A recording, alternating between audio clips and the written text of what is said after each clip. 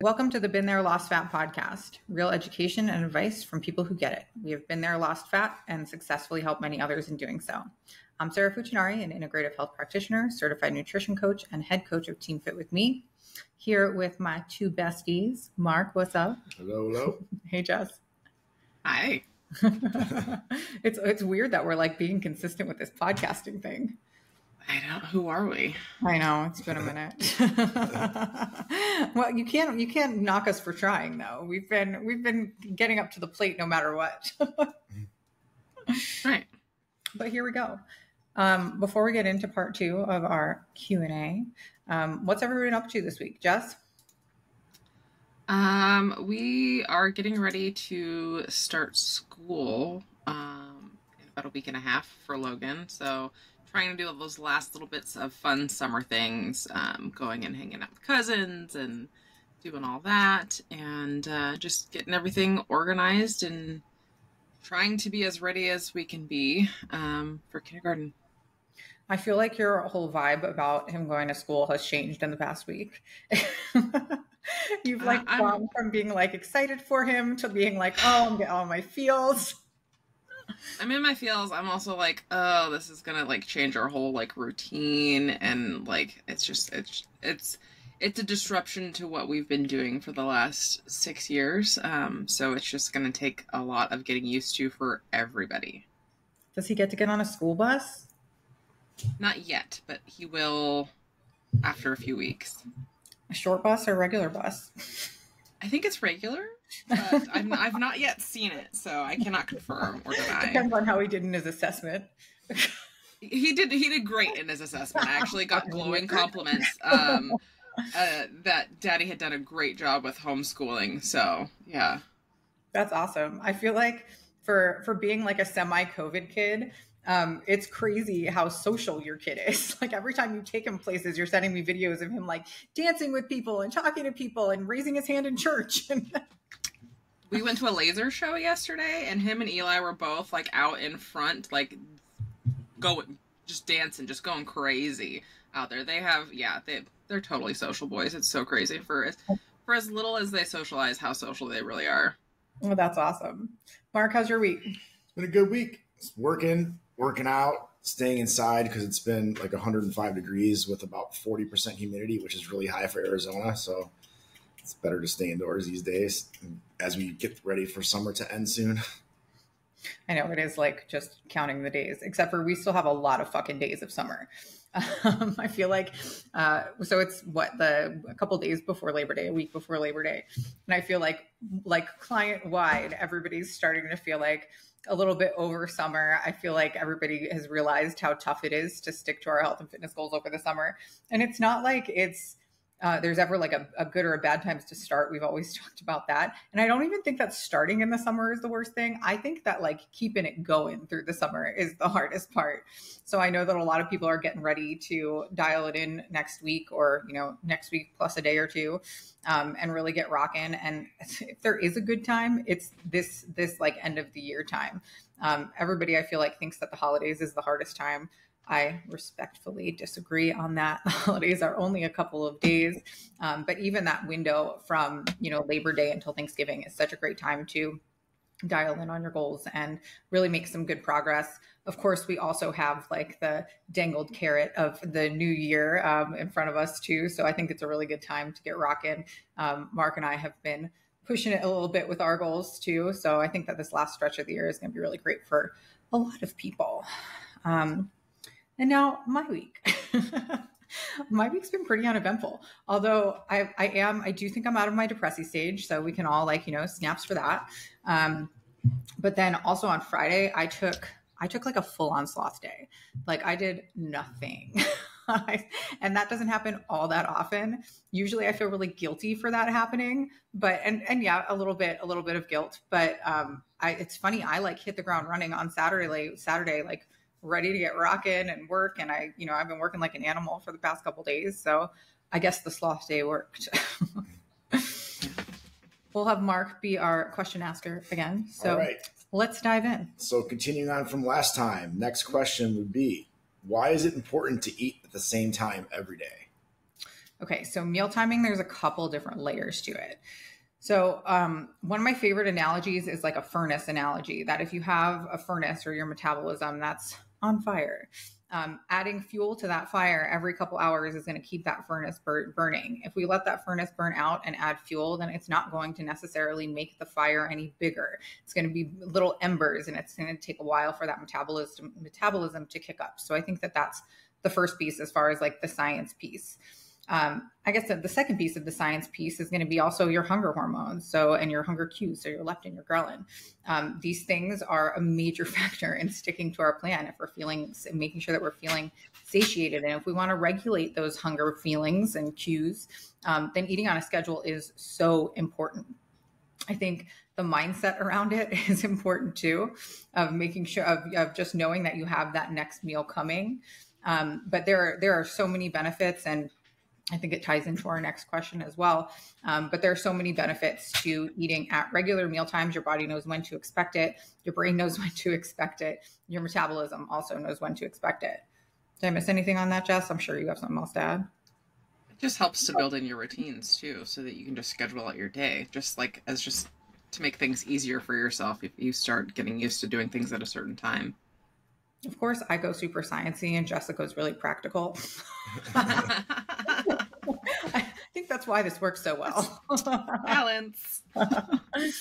Next slide. Do you use or recommend intermittent fasting, and why or why not? The short answer is no. Next slide. Just kidding. No, I typically don't. There are times that like periodized nutrition in different ways can be useful. But I find for a couple of reasons that let's talk about why it's popular. So there's a lot of false claims about intermittent fasting that are just all over everywhere. But really the way that it works is that it will put you into caloric deficit because you likely can't eat as much in that window. I don't find it to be true that it does anything as far as regulating your blood glucose. There's some theories about it helping with autophagy, with cell die-off. There's probably some truth to that. But for anybody that's not an advanced dieter, I don't think that it really holds any value. And if you are an advanced dieter, then you're probably going to have better strategies to do all of the things that intermittent fasting claims to do. What I like least about it is that, well, it's really unrealistic for that to be like a lifelong commitment. But also, I think that it adds a layer of unhealthy mindset around food. And I think it also will pour fuel on a fire of anybody that's a binge eater. I think that it can really stress your digestion to be eating one huge meal. And if you do eat one huge meal, even if you haven't had weight loss surgery, even if you have huge capacity, it will be very difficult for you to get the appropriate macros and the appropriate micronutrients in just one sitting or in a short window. Now, when people start talking about the extended windows, so the 16/8 and those things like that, now we're talking about like what most people naturally do with fasting. When we're sleeping, we're fasting. So I think that people forget that, that technically does fall into intermittent fasting, eating within a window without it being like so extreme or going to that one meal. There is some value in giving your digestion a break, but you're going to be doing that when you're sleeping anyway. And if we go back to our furnace analogy, I think that it's pretty easy to see which one is more beneficial for most. There are, of course, individual cases for things, but I've coached almost 1,000 clients and I'm yet to find somebody where I found that to be a useful tool. Jess, did I miss anything? I don't think so. I think that covers it. Yeah. Oh, and I forgot to talk about like the cortisol, like the poor effects on cortisol, your stress hormone, the poor effects on your digestion. I went over that. What was I thinking? I missed something else. If I think about it, I'll circle back. Hormones, that's important too. Brain function, that's important. So there's just better ways to do it. And I think that it's just, I know that it's just one of those fad things that we just keep seeing. Well, the word breakfast literally is break fast. Yeah, exactly. Next question. Why is sustainable weight loss so hard? Jess, I'll let you start. Mm-hmm. I think people, for starters, they get bored, or they go too hard too quickly and don't give themselves backup plans. So they don't believe that they can be sustainable because they choose unsustainable methods to start out. Um, so if I am somebody who has never stepped foot in a gym a day in my life, and I say I'm going to go 7 days a week, that's a really unsustainable goal. And the same thing is true if you have not been doing any kind of nutrition tracking, dieting, paying attention to your food, and you say, okay, well, day one, I'm going to go in and I'm going to be perfect, and I'm going to exactly hit the macros that I was given, and I'm going to have all these perfect foods. You're gonna peter out really quick because you're not going to be able to sustain that. So having a balanced, mindful way of getting started is usually more helpful for most people. Having backup plans to perfect methods also helps. You want to get yourself in a place where you can meet the goals that you're setting so that you can start having this mindset of, I can do this. And that's going to help build out some of that sustainability that everybody says that they would like over the long term. I think a lot of people, when they get started, that they have this idea that there's going to be a start and an end. And something that my mom always says is that diets by definition have a start and an end. And I recently had a client that said to me, I'm going to do it all perfectly for the next 3 weeks. And I was like, I think that's great, but like, what happens at the end? You're literally setting yourself up to stop doing it at the end of 3 weeks. But I also think that the other part is, like you said, that there has to be plans and backup plans. And I don't think there's any right or wrong way to start. There are some people that start that say, that are not willing to get super uncomfortable and make a ton of changes. And that's totally cool. And then there are some people that want to like go all in and just like do everything and get really uncomfortable because they want to get the most out of their plan. And again, there's nothing wrong with either of those starts, but it's also not how you're going to get to the finish line on either of those plans. So I think really embracing the fact that there are different seasons, that there's not a start and an end, but that your plan is going to look different. And that not all seasons are going to be a weight loss season, even if you haven't gotten to where you want to go. I think that a lot of times when maybe somebody's metabolism needs a break, or maybe you have it's summer right now. People have crazy fucking schedules and lots of food and drinks and all of that stuff. So maybe that's not going to be a focused fat loss phase for you, but that's a really good time to start practicing maintenance. And I think that something that I see so often as a coach is that people will get where they want to go and then they'll just quit coaching. And it's like, wait, hold on. There's a whole other season after you get to your goal where you have to learn how to maintain. And that's when most people just kind of stop with the coaching or whatever plan they're doing, and then they'll start reverting to other habits. I think another thing is the approach that people take to losing the weight. If you're doing something that is crashing your metabolism, your body is going to adapt to those low calories. Then when you start eating a little bit more, even if you're not eating like an asshole, everything's going to stick to you like glue. And then you're going to feel like you're going back to square one. And then usually you're going to start feeling like, well, why am I doing this anyway? So I think there's a lot of angles to that. But I think a big part of it is embracing that there's a lot of seasons that come along with a sustainable journey. And even this far in, and Jess, I'm sure you would agree with me, it's still not like you're just hitting cruise control. Things definitely keep changing. No, you definitely still have to be, mindful and, what's the word I'm looking for? Flexible, and yeah. The other thing that I was thinking of while you were talking was people underestimating their things outside of their meals that they're consuming. So for example, I was recently building out somebody's skinny coffee recipes that they've been using. And these range from about 300 to 600 calories each. Holy shit. And they thought that they were doing like sugar-free skinny drinks, making it so that they were going to be less calories, but that's more than most of my meals in terms of calories and just beverages that this person is consuming. And so I think And another one that we talked about, I think last episode, was that bite licks and tastes post that I had made a little while ago about like taking a few of your kids' fries, taking a sip off of a smoothie, and like how it can add up to like an extra like 300 calories in a day without even really seeming like anything. And once you start to gain some nutrition knowledge and paying attention to the things that you're consuming and the amounts, you know, how many calories are in that one skinny alcoholic beverage that you're drinking? Is it really as low calorie as you think it is? And those kinds of things will sabotage you really quickly without feeling like you're sabotaging yourself. You can feel like you barely ate anything all day, but easily drink 1,200 calories in beverages without realizing it. What was in the skinny concoction? I don't know if we can call it skinny, but what was in the concoction? It was cold brew. One of them was cold brew with half and half, and white chocolate mocha and some sugar-free like vanilla syrup or something like that.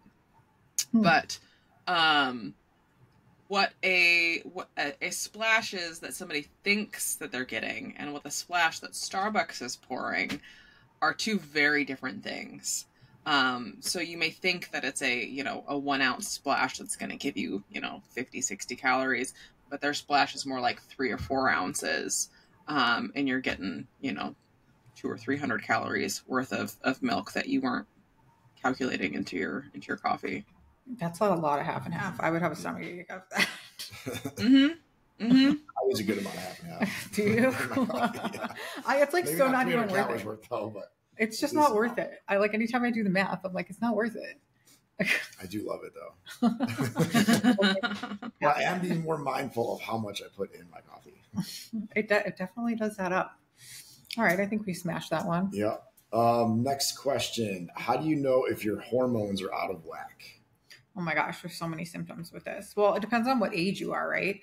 So, well, I suppose what Lane always says is that once you start getting your period, you're already perimenopausal. But I would change the definition on that a little bit. I think that if you're still having periods, if your periods are irregular, that's something that is not normal. If your periods are so heavy and like it totally affecting your life as far as having extreme PMS symptoms and those types of things, common things that I see with women that are a little bit older. And younger too, actually, for everybody. Low libido. You can also, if you're having acne, if you have hair where it shouldn't be, if you have dry skin, if you're unable to climax and have an orgasm. What else am I missing here? Guys, obviously, if they can't get their dick hard, but I don't think we have any guy listeners. I think that I covered most of the basics. I mean, also like low energy is a huge factor. That can be a lot of things, but typically if your testosterone is low, you're going to have low energy, low sex drive, those types of things. If estrogen is high, you're going to be more, I almost said more hormonal. I guess that doesn't suit, but you're more of those PMS-y type symptoms. And if your progesterone is low, you might not be sleeping. One of the most common things that I see with progesterone tanked are women that wake up between 2 and 4 a.m. You might be able to go back to sleep, but if you consistently wake up in that window, it's like 95% of people, it's that your progesterone is low. If you're on birth control, your hormones are fucked up. Reason why is that's what it does. The way that birth control works is it suppresses your body's progesterone. Your progesterone is your body's natural anti-anxiety and mood stabilizer. Anxiety, depression also linked with hormonal issues. And what birth control does is it suppresses that progesterone so that you won't ovulate and therefore you won't get pregnant.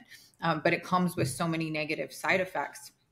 And also starts to make that estrogen overrun everything in your body, because one of the things that progesterone does as well is it metabolizes excess estrogen, and then is excreted through those liver pathways through your BMs and all of that stuff. So there's a lot of symptoms that can come along with it, and I think I covered the main ones. Another symptom of waking up between 2 and 4 a.m. is children. So sorry, it might not be your progesterone. It could just be the children. That's true. You know, it's so funny. I have some clients that will tell me that they have like animals in their bed or their husband snores or something like that. And I know somebody who is listening right now recently kicked her husband out of the bedroom, and she's like, all of a sudden I am just sleeping so It wasn't me, by the way. No, it wasn't. It wasn't. Although I always wake up between 2 and 4 at some point, pretty much every night as well. But I don't think it's for children definitely not because of children. But I don't know why. Could be Carl. That's probably Carl. Yeah. Probably Carl trying to get under the Carl covers. burrowing under the covers.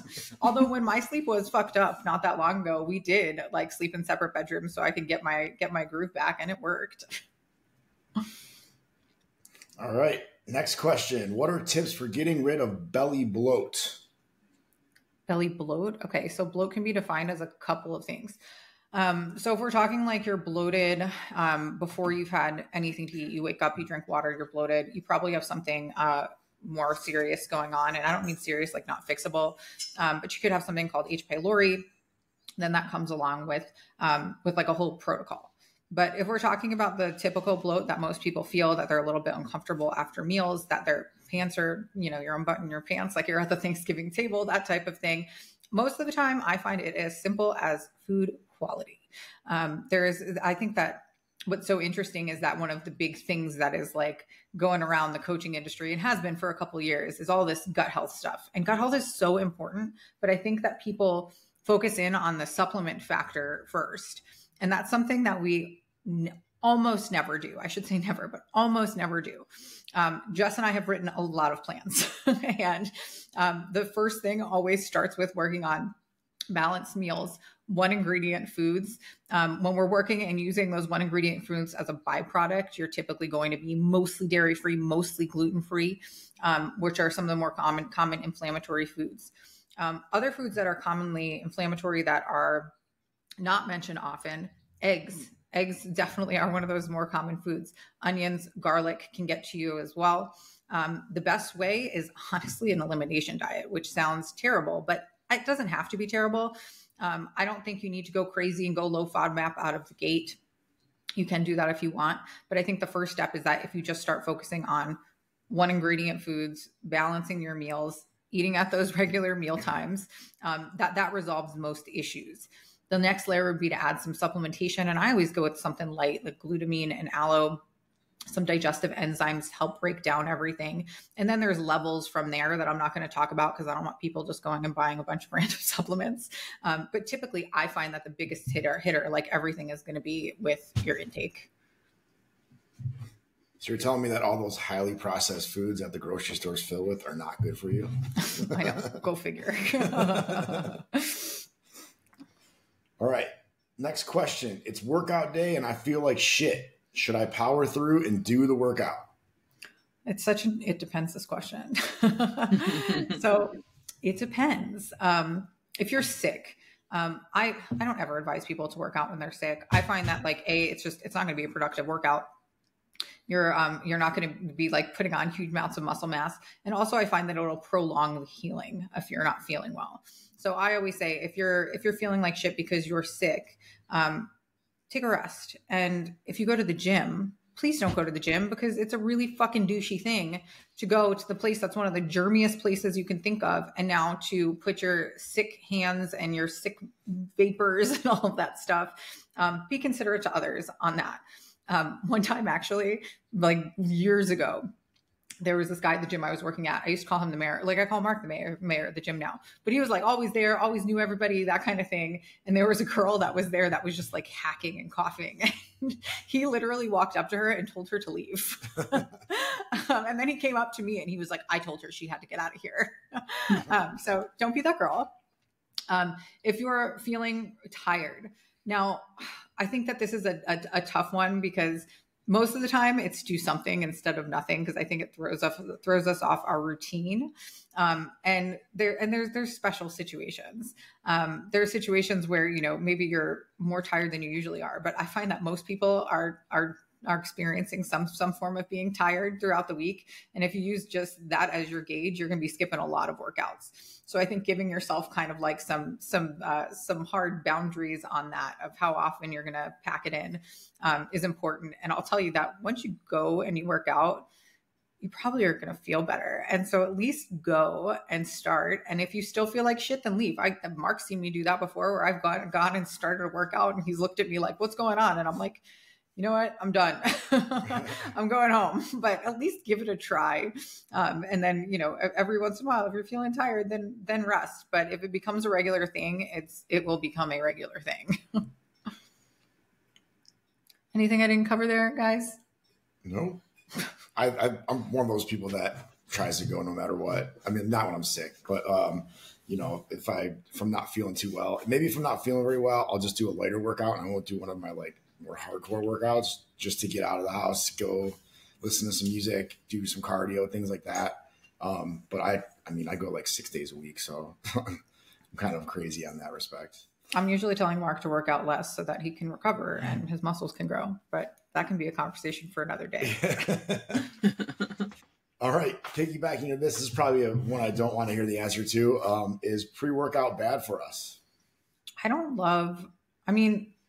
There's no real good reason for it, in my opinion.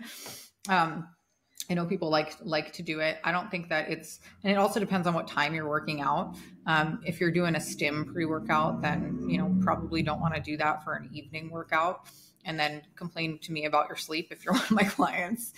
But there's a lot of non-stim options. A lot of them are packed with all sorts of other shit and have a bunch of weird sweeteners and stuff in them. You can do a little green tea before you work out. My coach will do, or my former coach, I should say, he does a cup of coffee before he trains. He trains in the morning. But also now if you're stacking stims with coffee, now you're consuming a whole lot of caffeine. So I don't really see the value. There are some non-stim things, but I think there are better products to spend your money on. Like one ingredient foods, like eating before you work out. That'll give you energy. Which I did not used to do. All right, next question. How do nutrition and strength complement each other? Nutrition and strength training. Okay, so they both kind of work off of each other, right? So it depends on what your goal is, but regardless of if your goal is to lose fat, put on muscle, maybe both. Maybe you're looking to just gain mass and you don't care about losing fat.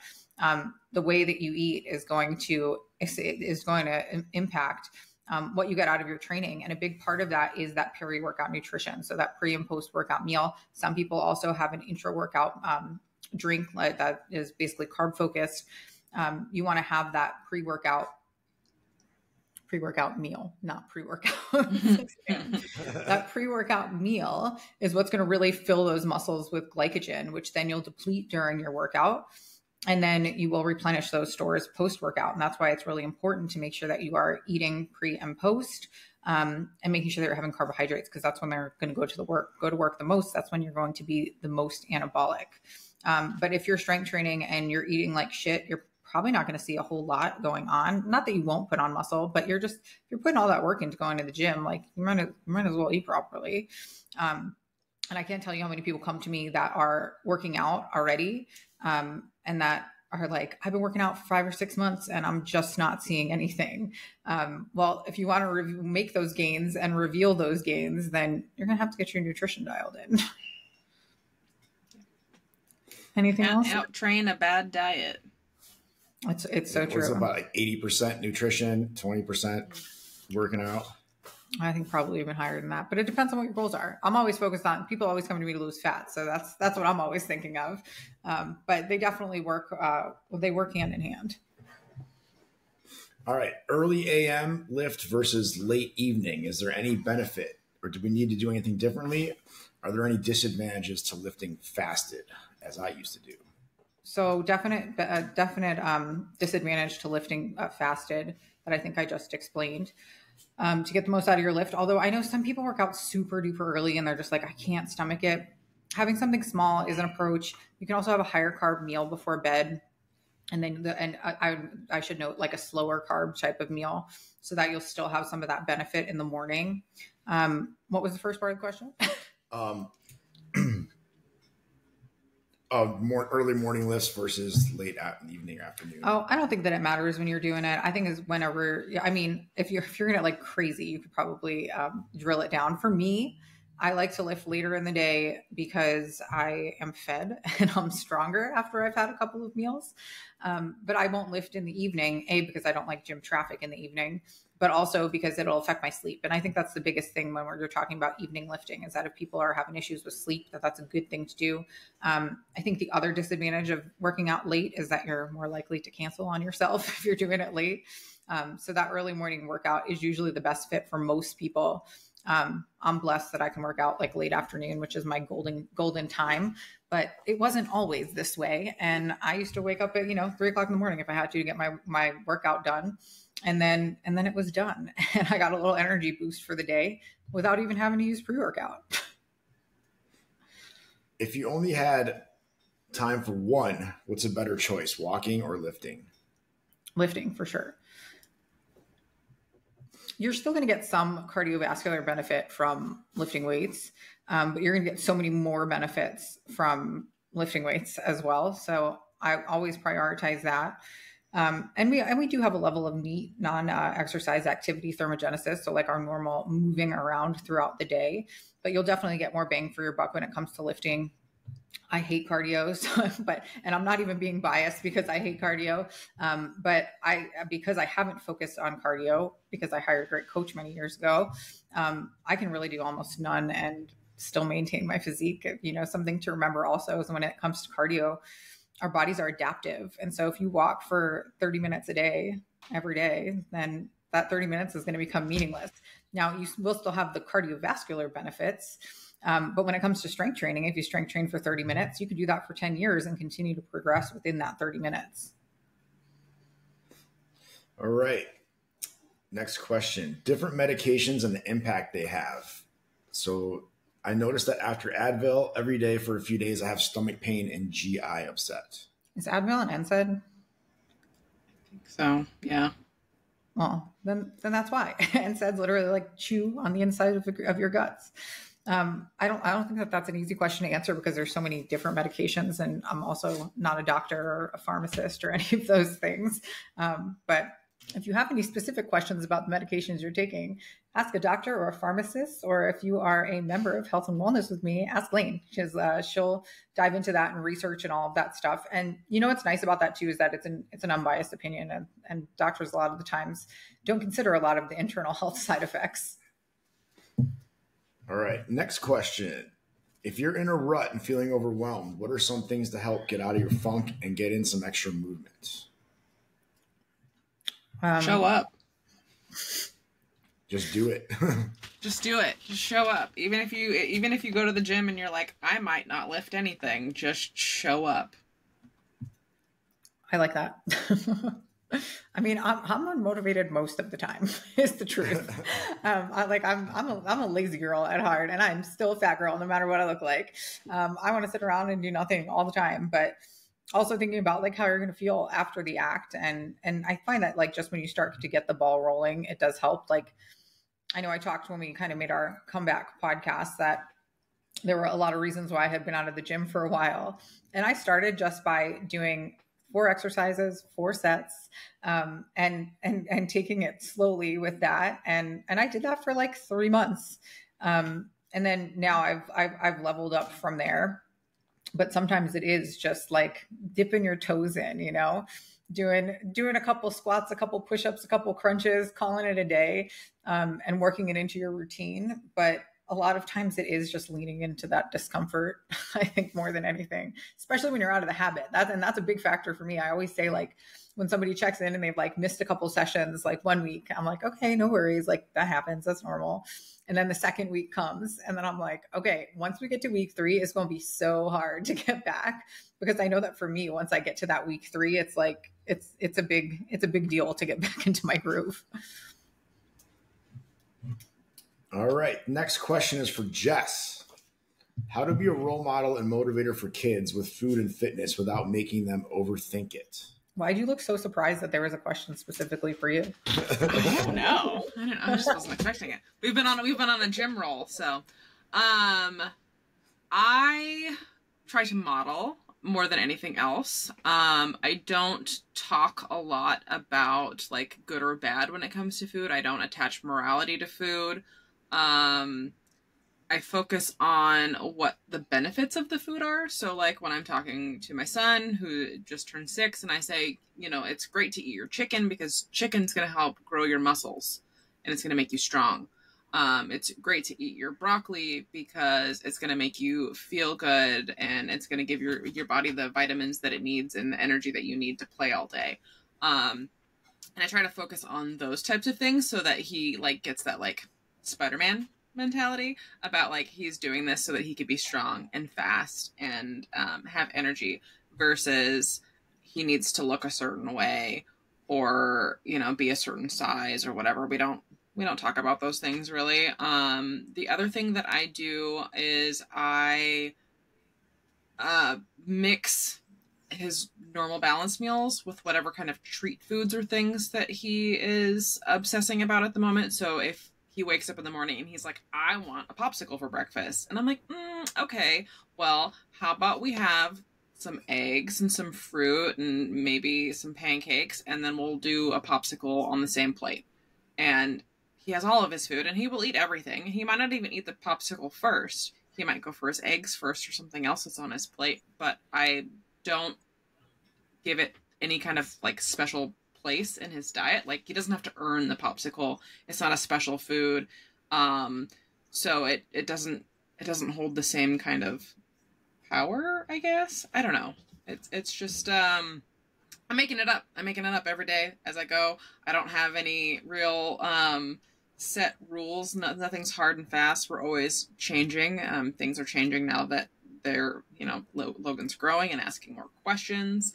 You know, Eli, he's 2, so he just eats what he eats because I put it in front of him. But, you know, Logan, he's now doing his own thing and he'll grab his own snacks and things. And recently he's been getting into telling us that he wants to eat more healthy foods. So I don't know. I guess it's working.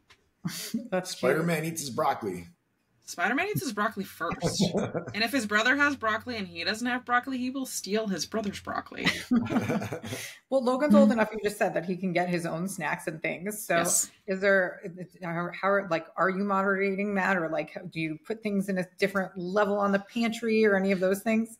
Yes, I do the level thing. So I have things at his level in the fridge that he can easily grab. So the fruit and veggie trays are always filled with easy things that he can grab and access and eat without any interruption. So the berries are cleaned, the grapes are cleaned, he knows how to open his own oranges and stuff. I have like string cheeses and things that he can grab and easily get.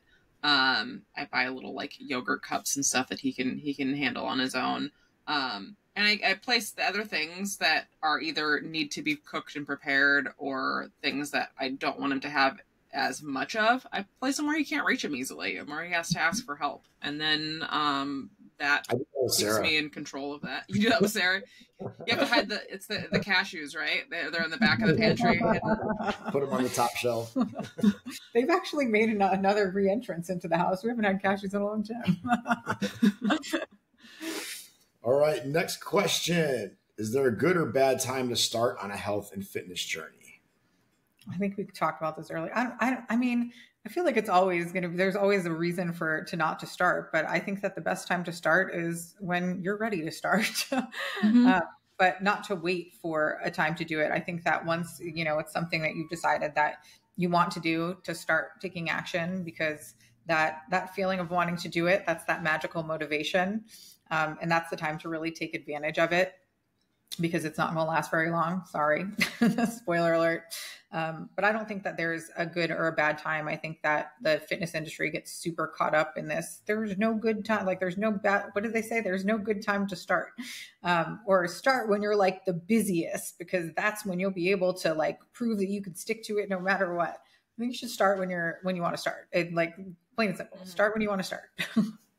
And then just align your expectations with what's going on in your life. Like if you're starting it and you know that you have busy things and things aren't going to be exactly perfect, just align your expectations with that. Like you're going to get started. It may not be perfect and you may not see as fast of results because you can't be perfect, but it's better than not starting at all. You're at least making some movement. And when you do start, it's, it's going to be hard. It's going to be overwhelming, but it's doable. Definitely, obviously, we recommend getting some help. But if you don't, then do your research so that you don't just start doing whatever, intermittent fasting shit is all over the internet. So you can do it in a sustainable way. I can't tell you how many people come to me that have just fucked, and I was somebody who was super, you were too, that we've just fucked ourselves up by doing all of the extreme and fad stuff, and that, our brains are messed up, our metabolisms are messed up. So make sure that you do your research so that you're not just, signing up for the thing that claims to be the fastest, because it won't be. And even if it seems like it's fast in the beginning, you're gonna teeter out and your body is gonna be messed up.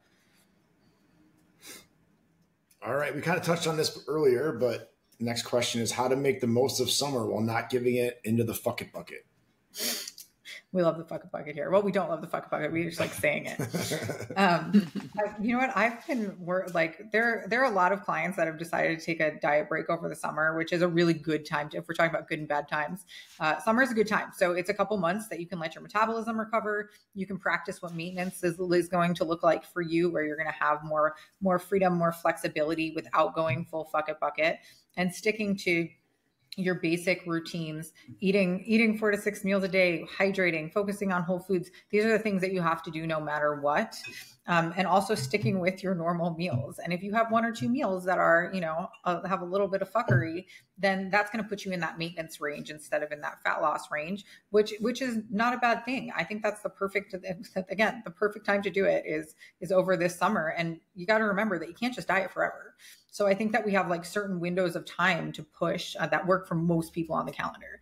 So it's going to be that January, so cliche, through like the end of May when summer starts. That's a really good time. And then and then you have your summer to let your systems recover. You can put on some really good muscle when you're eating a little bit more. You can really strut your stuff with your routines. And then you have that fall window to push, and then you can take a little diet break over the holiday. But I think that keeping in mind that a diet break doesn't mean that you're, breaking the bank, that you can go because you can do it. And it sucks to get to the end of a diet break and be like, oh, fuck, I got to start all over again. So I think just sticking to those basic variables really help. And remember that if you're going to have a less nutritious meal, that it needs to be like, 2 to 3 meals max a week for you to reasonably expect to maintain. And, you can't be getting drunk every night and doing all that stuff. It's just not going to work. I wish it would, or else I'd be doing it. My fuck it bucket was way deeper when I used to drink on Friday nights, because then I'd wake up on Saturday and be like, fuck it, I'm going to go eat whatever I want because I'm kind of hungover. But now that I don't do that anymore, I've been able to dial it in a lot better. Next question. What recipes and foods are you excited for in the cooler months? This question was made for you, Jessica.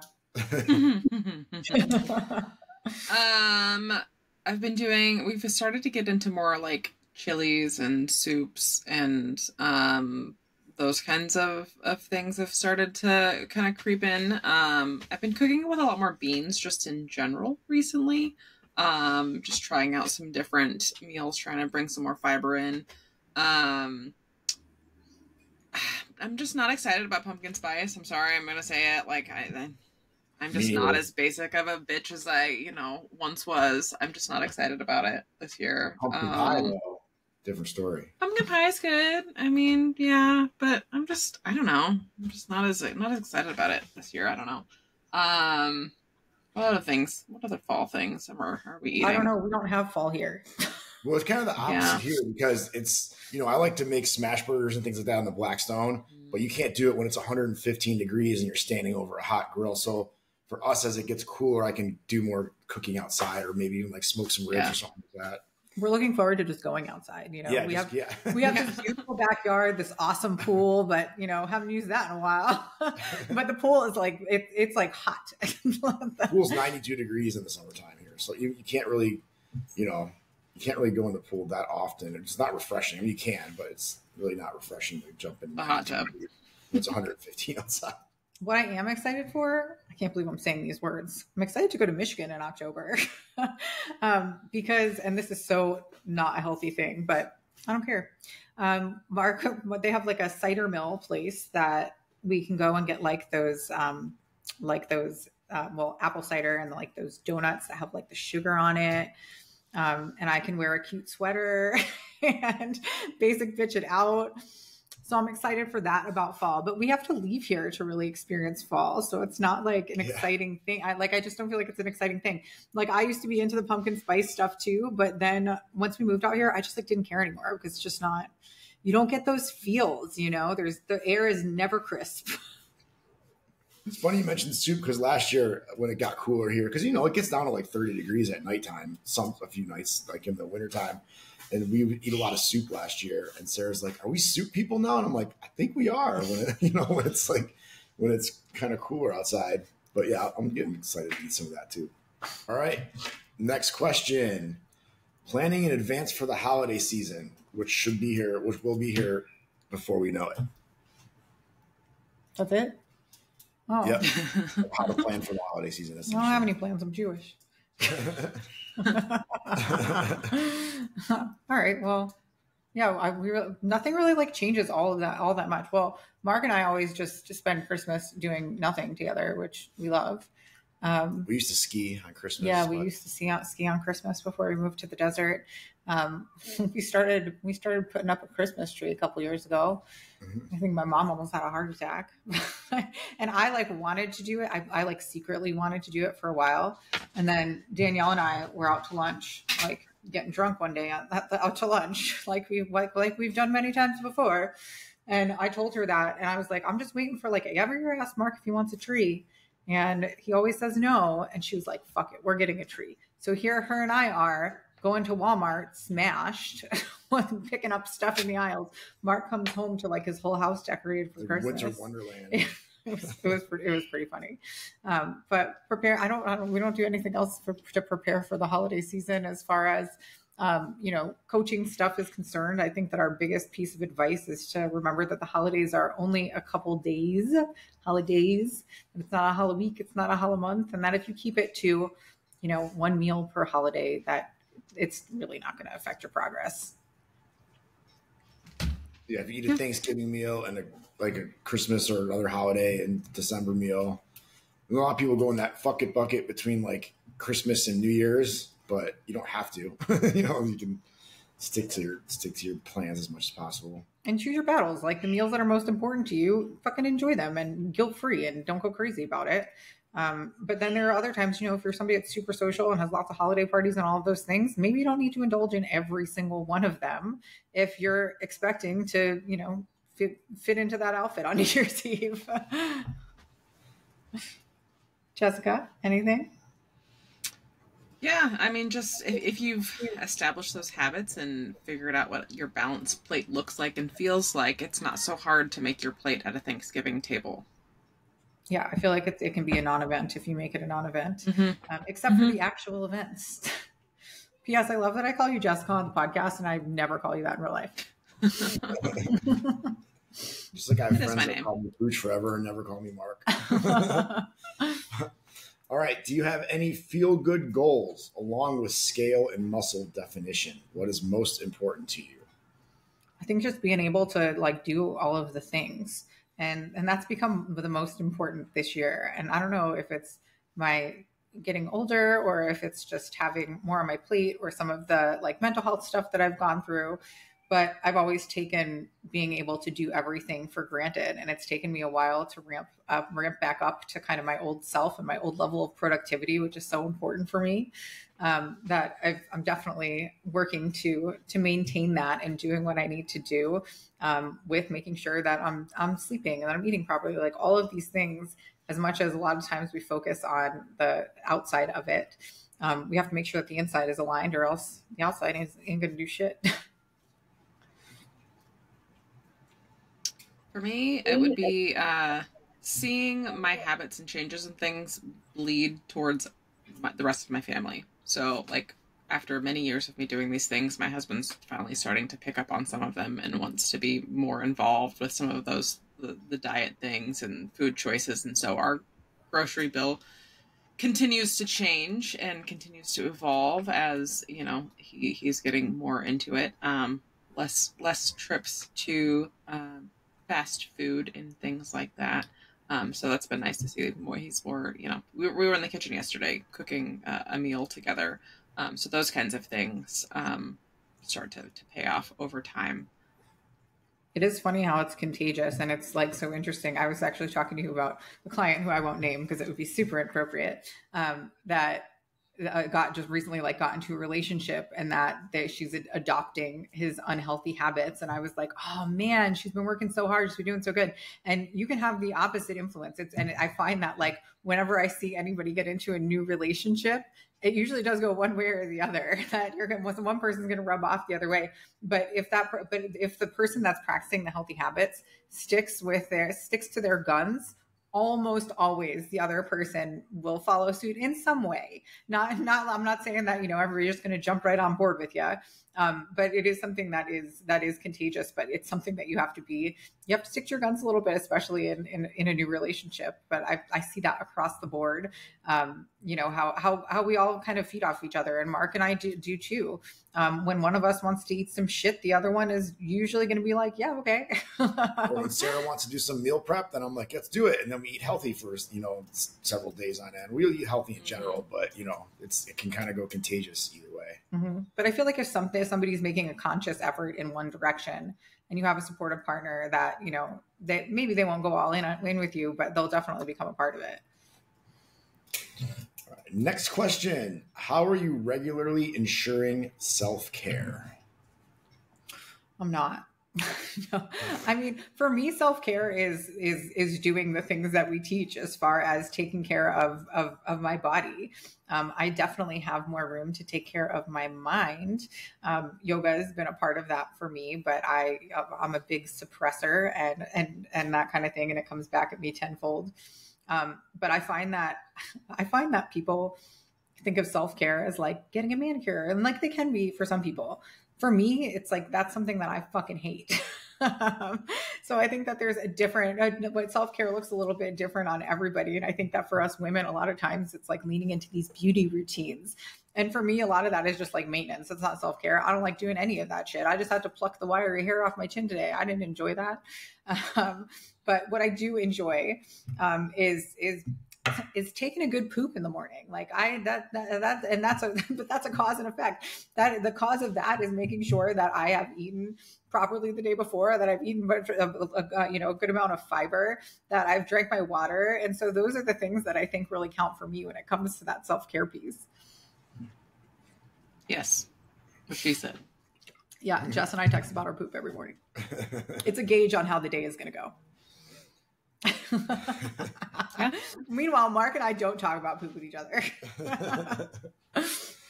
If you could give someone 3 rules to live by, and only 3, what would they be? Live with integrity. Do the things that you say you're going to do. Be honest. And be kind.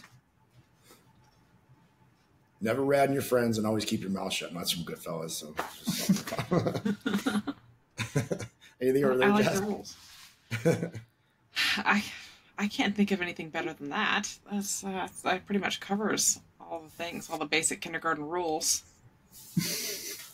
All right. The last question. This is a fun one. If you had 4 years and unlimited funds, resources, help with your kids, or to run your business, what Olympic sport would you medal in at the next Olympics? Obviously, fucking horses. Show jumping for me. Ooh, or dressage. Dressage. I don't know. I saw they had breakdancing in this last Olympics, but I'm not really that good. For me, it would have been. Where is your before I messed up my knee, skiing. What's that? Don't you already have a dressage horse? Oh my God. Now you're gonna have to explain it, Jessica. What did we name that horse? I don't remember. You got it from me a while ago. Yeah. Pretty useful here. Oh, the horse and the stick. Yeah. Yes. I sent her a horse on a stick so she could practice for the upcoming Olympics. There's a video somewhere of that. What sport? For me, I mean, my favorite sport would be skiing. Although before I blew out my knee, but I was never that good. But if I could train for 4 years and I could just ski all the time, and then skiing would be me. I love skiing. We should have like guessed each other's first, although you guys would have guessed mine anyway. Yeah. I have no idea what yours is going to be. Shooting. Shooting? Oh, that's a good one. Yep. I do like to target shoot. It's been a few years since I've gotten to, but I do enjoy some target shooting. Like the guy at the Olympics that walked up with no protective gear or anything, pulled out a gun, started in one silver medal. Hand in pocket, the whole thing. Hand pocket, wearing a t-shirt. Yep. Guy's definitely an assassin. Does that conclude our Q&A? It does. That was the last question. That was a pretty robust Q&A. Yeah. All right. Well, thank you guys for joining me on a Sunday. Yeah. Sunday fun day. Thank you for listening to the Been There Lost Fat podcast. Our motto here is do it right, so you only have to do it once. If you are looking for personalized and customized programming to reach and sustain your health and fitness goals, check us out at teamfitwithme.com. Take it.